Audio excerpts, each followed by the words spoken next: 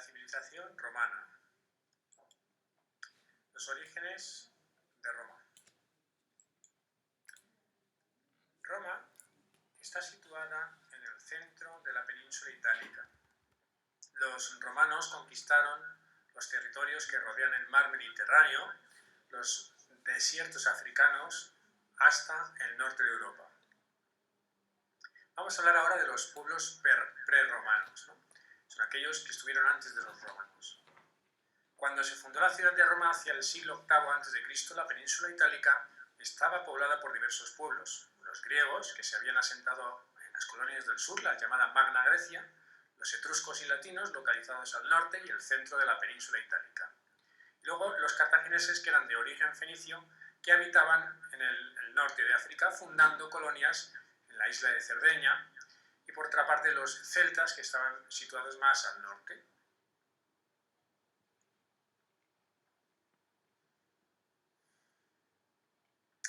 Etapas de la historia de Roma. La monarquía es ese periodo que va del siglo VIII al siglo VI a.C. En él gobernarán reyes de origen latino y etrusco. Roma se convirtió en la ciudad más importante de su región, llamada el Lacio. La República es el periodo que va del siglo VI al I a.C. y se produjo la expansión de Roma por el mar Mediterráneo desde la península ibérica hasta las provincias de Oriente Próximo. Y el imperio desde el siglo I al siglo V después de Cristo, donde Octavio Augusto fue el primer emperador romano y donde Roma alcanzó su máxima expansión territorial. Sin embargo, a partir del siglo III después de Cristo, el imperio entrará en una decadencia debido a la invasión de los bárbaros, debido a la corrupción y a la crisis económica que se derivó de todo ello. La fundación de la ciudad. Cuenta la leyenda que Roma fue fundada por dos hermanos, los hermanos Rómulo y Remo, que fueron amamantados por una loba y que nacieron de la unión entre Marte, el dios de la guerra, y la hija de un rey etrusco. Entraron en disputa, venció Rómulo sobre Remo y fundaron la ciudad. Según la historia, los etruscos y latinos fundaron la ciudad cerca del mar, en un territorio próximo al río Tíber y con numerosas colinas que facilitaron su defensa, las 7 colinas de Roma. También, además, fue un paso comercial en las regiones de las tribus del norte con las del sur. Los etruscos, en el siglo VIII a.C., se asentaron en el norte de la península itálica, fundando algunas ciudades-estado. Eran grandes navegantes y comerciantes que competían con griegos, cartagineses y romanos. Finalmente serán conquistados por estos en el siglo II a.C. Destaquemos sus lujosas tumbas, sarcófagos y las necrópolis como la de Cerbereti, al norte de la península.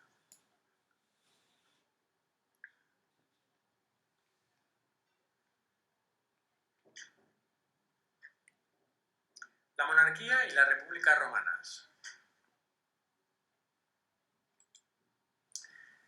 La etapa monárquica, llamemos monarquía a ese sistema de gobierno en donde rige un rey, ¿no?, va desde el siglo VIII al siglo VI a.C. Roma tuvo hasta 7 reyes con un poder político, militar y religioso. Después de Rómulo, uno de sus fundadores, hubo otros 3 reyes más, los llamados reyes sabinos, un pueblo ganadero de las colinas. Después gobernarán otros 3 reyes etruscos, ayudados por el Senado a tomar decisiones en una asamblea formada por jefes de las familias más poderosas, y los comicios, que eran otra asamblea que representaba a los 3 pueblos que habitaban Roma, es decir, formados por latinos, etruscos y sabinos. En ella, en esa asamblea, se votaba para elegir al rey y a sus senadores.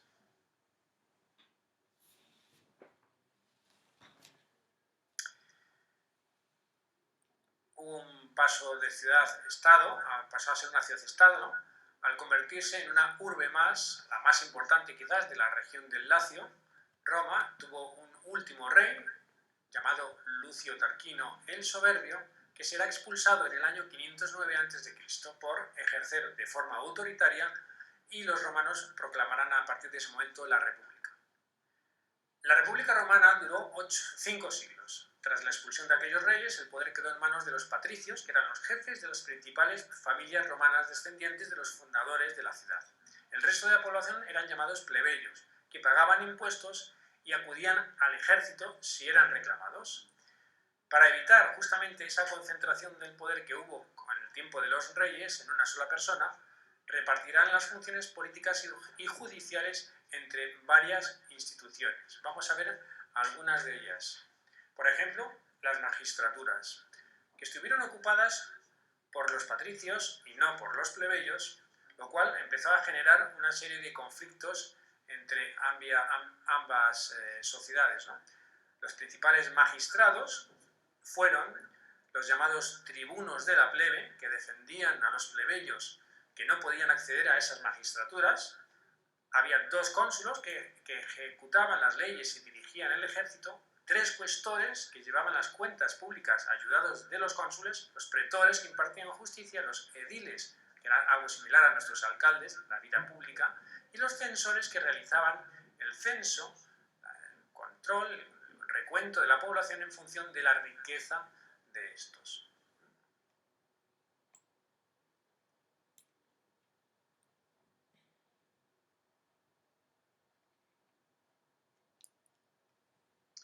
El Senado tomaba las principales decisiones políticas, asesoraba a magistrados y dirigía la política exterior y el ejército. También tenían funciones religiosas. Estaba compuesto por 300 magistrados con cargo vitalicio. Luego estaban los comicios integrados por ciudadanos libres organizados según su riqueza y procedencia. Eran los responsables de elegir a los magistrados y proponían nuevas leyes que eran ratificadas finalmente en el Senado.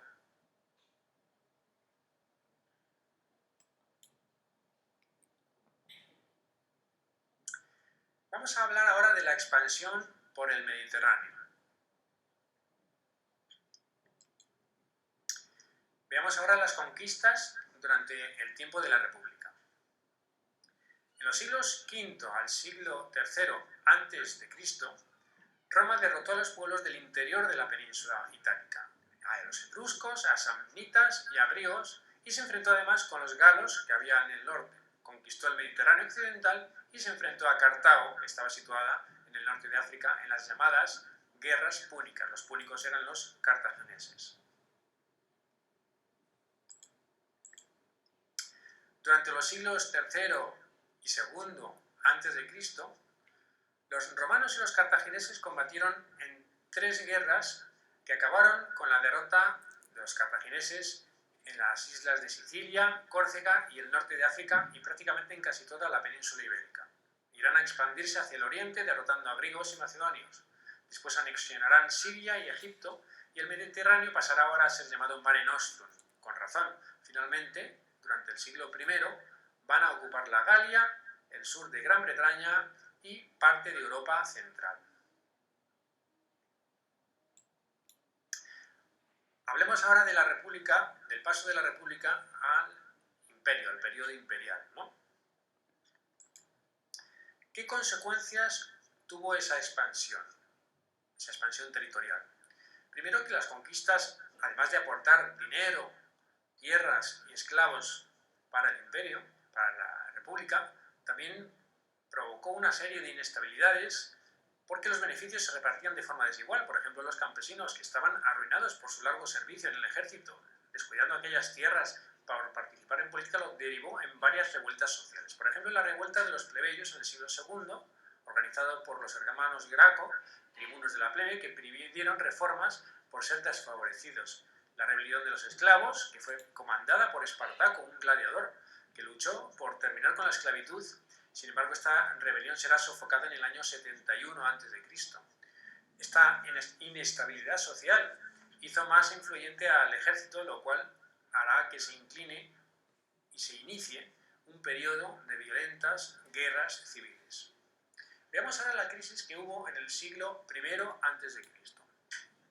En el siglo I a.C. se formaron los llamados triunviratos. ¿Qué son los triunviratos? Son unas alianzas entre generales que pretendían restaurar la calma, la paz tras aquellas guerras civiles que siguieron a las revueltas de los plebeyos y esclavos. El primer triunvirato estaba compuesto por Pompeyo, Julio César y Craso. Desde el principio tenían diferencias entre sí y se enfrentaron. Julio César salió victorioso y fue nombrado dictador perpetuo, pero será asesinado en el año 44 a.C. En el segundo triunvirato, formado por Octavio, Marco Antonio y Lépido, se enfrentaron y después vencerá Octavio Augusto. Octavio, se va a proclamar emperador, iniciando así la serie de emperadores y concentrar en él todos los poderes. El periodo llamado la Pax Romana abarcará los siglos I y II a.C. En este periodo, el imperio va a lograr su máxima expansión territorial y su mayor estabilidad política. Los extensos territorios serán organizados en provincias o divididos en provincias dirigidas por un gobernador con sus funcionarios y militares. La llamada frontera o limes era protegida con fortificaciones para detener las invasiones de los pueblos bárbaros que colindaban. La llamada romanización se llamó a ese proceso de implantar el modo de vida, las leyes, la religión, la lengua en aquellos territorios que conquistaban los romanos. Y en el año 212, el emperador Caracalla concedió la ciudadanía romana a todos los habitantes libres que había en el imperio.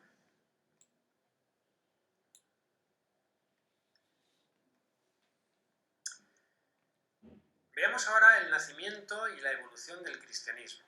Sabéis que es esa religión que en un principio fue perseguida y después, sin embargo, oficializada. Los romanos eran politeístas, al igual que los griegos. Adoraban a diferentes divinidades que iban incorporando tras sus conquistas, concretamente desde el territorio griego. En Palestina, una provincia romana, surgió el cristianismo en el siglo I, que creía en un solo Dios y en la llegada de su Hijo Jesucristo a la tierra. Además, el cristianismo defendía la igualdad entre todos los seres humanos, la fraternidad entre todos ellos.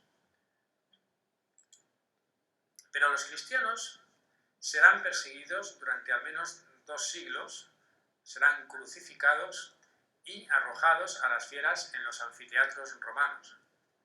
El número de fieles, sin embargo, va a ir aumentando y en el año 313 el emperador Constantino permitirá el culto con el edicto de Milán. En el año 380 el emperador Teodosio proclamará el cristianismo como la religión oficial del Imperio Romano.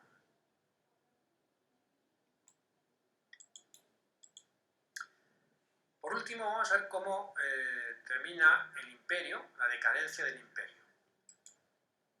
La crisis que hubo en el siglo III se puede explicar de la siguiente manera. La prosperidad que hubo en un principio fue debida a esa expansión territorial por todas las conquistas romanas, pero desde el siglo II las fronteras empiezan a ser menos estables porque había que defenderlas de esos ataques constantes de los bárbaros, que habían huido de la invasión de sus tierras por los hunos. Disminuirá, por lo tanto, la mano de obra de esclavos para trabajar el campo y bajará la producción agraria, artesanal, minera y comercial. Para mantener los ingresos, Roma tendrá que aumentar impuestos a sus ciudadanos y muchos de estos ciudadanos libres se fueron a trabajar a las villas del campo de los grandes terratenientes romanos, convirtiéndose en colonos, por lo cual la ciudad irá perdiendo cada vez más importancia.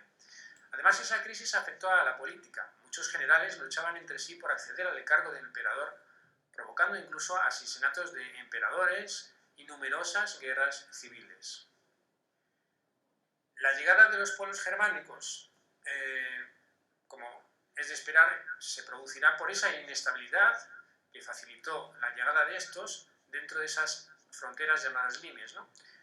Diversos pueblos germánicos la atravesaron por los ríos Rin y Danubio ocupando sus tierras, aunque es cierto que muchas veces eran considerados por el propio ejército, ¿no? Los emperadores tuvieron que firmar pactos, cederles territorios a cambio de cooperación con otros pueblos bárbaros y contra otros pueblos bárbaros invasores.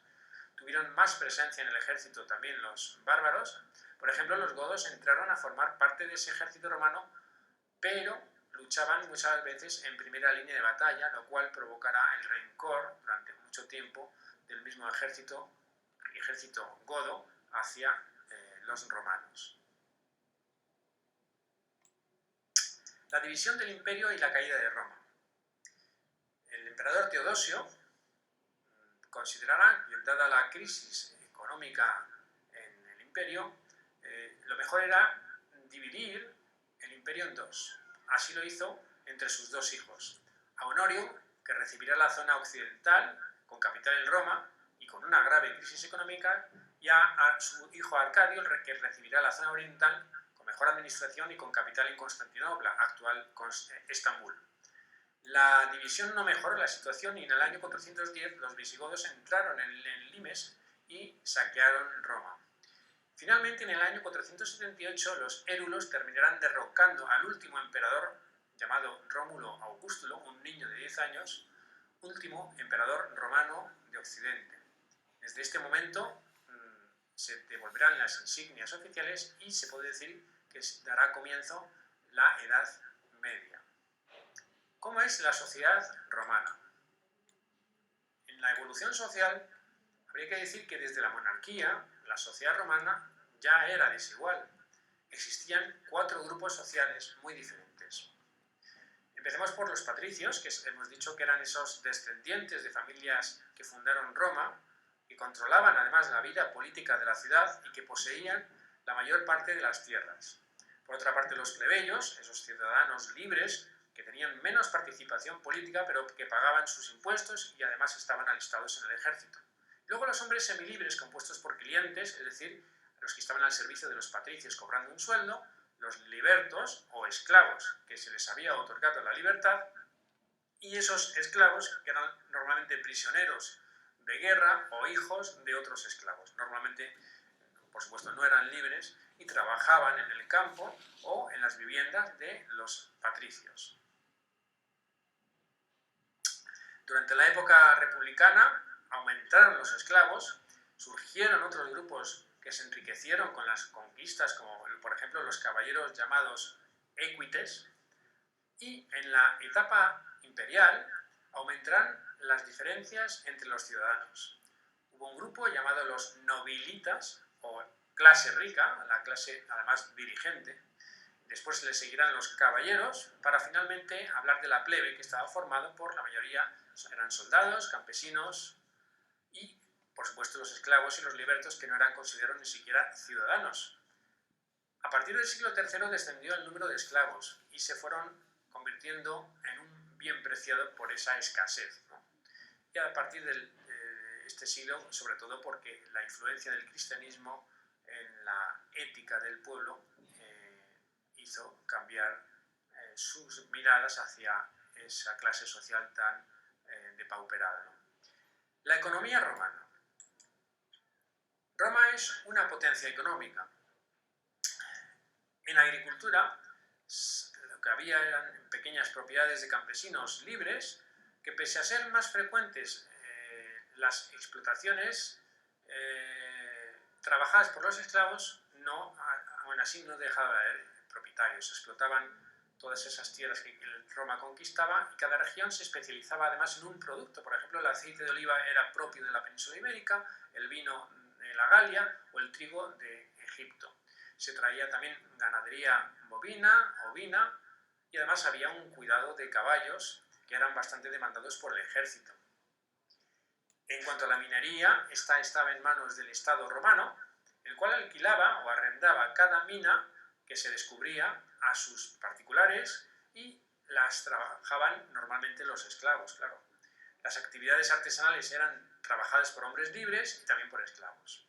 Y el comercio se desarrolló especialmente durante la Pax Romana, comenzando una extensa red de calzadas y de rutas marítimas a partir de ese momento, que nos han llegado hoy.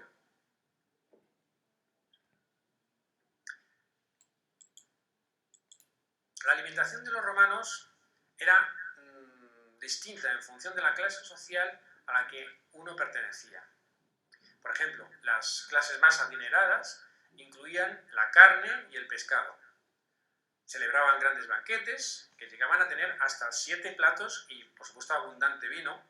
Las clases más humildes, las más pobres, tomaban pan, sopa, gachas de cebada, trigo, y en raras ocasiones probaban la carne o el pescado. Esto era un lujo para ellos.